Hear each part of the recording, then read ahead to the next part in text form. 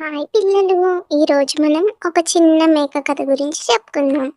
ఒక చిన్న గ్రామంలో ఒక చిన్న మేక ఉండేది.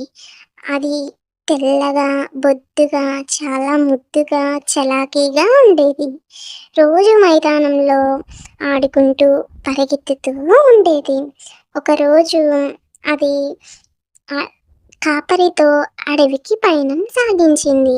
అలా ముందుకు వెళ్తుండగా మంద నుంచి తప్పిపోయి అడవిలోకి వెళ్ళిపోయింది.